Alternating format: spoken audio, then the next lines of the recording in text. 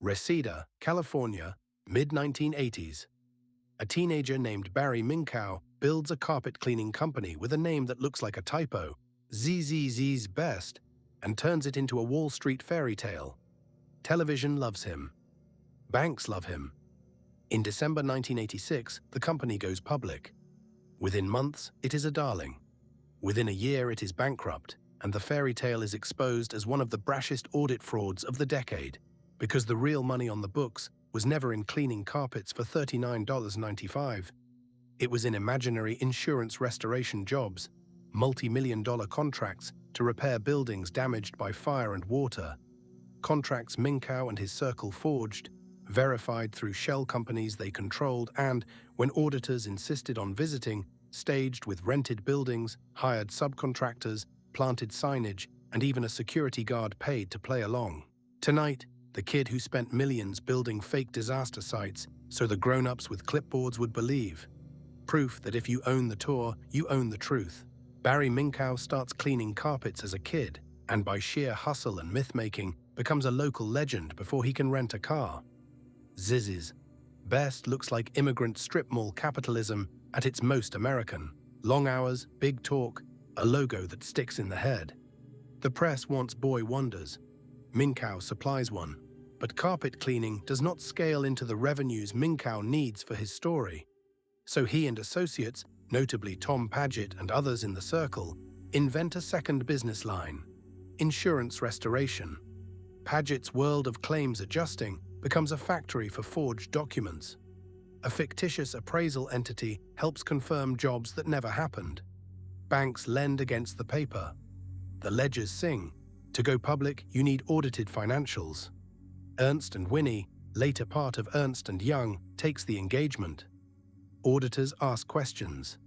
Minkow answers with documents from entities he secretly controls.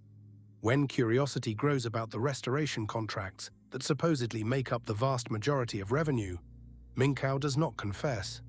He produces theater. The most famous scene in the ZZZZ Best story is almost comic if it were not so expensive. Auditors want to see a Sacramento restoration site.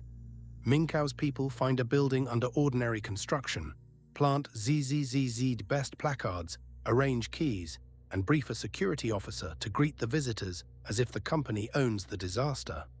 The building was never burned. It was never flooded. It was a stage set. The engagement partner tours it and writes a reassuring memo for the file. In San Diego and elsewhere, the company spends millions, leasing space, hiring subcontractors, creating the look of work in progress, for the sole purpose of deceiving its own auditors. Confidentiality agreements discourage the auditors from calling building owners or insurers directly. The verifier is led on a leash of courtesy and access. Salad oil had pipes between tanks. Minkow has guided tours. The unraveling begins not with a Big Four brainstorm, but with smaller frauds catching up. Angry customers, credit card complaints, a Los Angeles Times investigation that follows threads Minkow could not stage manage. Once journalists and victims compare notes, the boy wonder's math stops working in public. In 1987, the House of Cards falls. Minkow resigns. ZZZZ Best enters bankruptcy. Assets that were supposed to justify a public valuation collapse toward pocket change. Prosecutors describe a fraud that may have reached on the order of $70 million. Minkow is convicted as the architect and goes to federal prison as a very young man. The afterlife of Barry Minkow is its own American parable, prison Bible study, a later career as a fraud-fighting pastor, then further legal trouble that reminds the world that reinvention is not the same as reform. The lesson that matters for Paper Empire is the tour. The day the auditors walked through a building that was never damaged and saw exactly what they were shown. If you have watched this series from the beginning, you can already name the ingredients without me. A source of trust that outruns scrutiny. A story too good to interrogate. A victim standing at a side door. A clock hidden or denied. Season 2 keeps changing the costume. Computers, mutual funds, leases, tax shelters, carpet vans, thrifts, junk bonds, banks that answer to no single country. The wardrobe updates. The body underneath does not.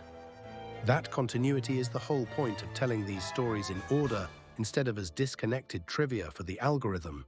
Isolated, each scandal looks like a freak accident, a bad apple, a unique loophole, a once-in-a-century machine. In a row, you see the factory. Equity funding's ghosts rhyme with OPM's leases. Kornfeld's Salesforce rhymes with Homestake's celebrity billboards. Minkow's guided tour rhymes with DeAngelis's pipes. Different decades. Same choreography. Once you can see the choreography, you can see the next performance forming while the crowd is still applauding. And the stakes are never only the famous names. For every chairman on a victim list, there are clerks, pensioners, dentists, teachers, and quiet professionals whose losses do not make the montage. Paper Empire exists to put those quieter wrecks on the same ledger as the headline fortunes. Because belief, when it breaks, does not check your net worth first, and the side door is usually built for the people the front door ignored. There is always a clock. Sometimes it is a maturity date on a coupon. Sometimes it is an auditor's appointment on a Tuesday. Sometimes it is a newspaper deadline or a regulator's meeting that a senator asks to postpone. The schemer's job is to make you ignore the ticking, to wrap the countdown in patriotism or piety or sophistication. Your job after this series is to hear the ticking anyway, and to walk out while there is still a door. If you have watched this series from the beginning, you can already name the ingredients without me. A source of trust that outruns scrutiny. A story too good to interrogate. A victim standing at a side door. A clock hidden or denied.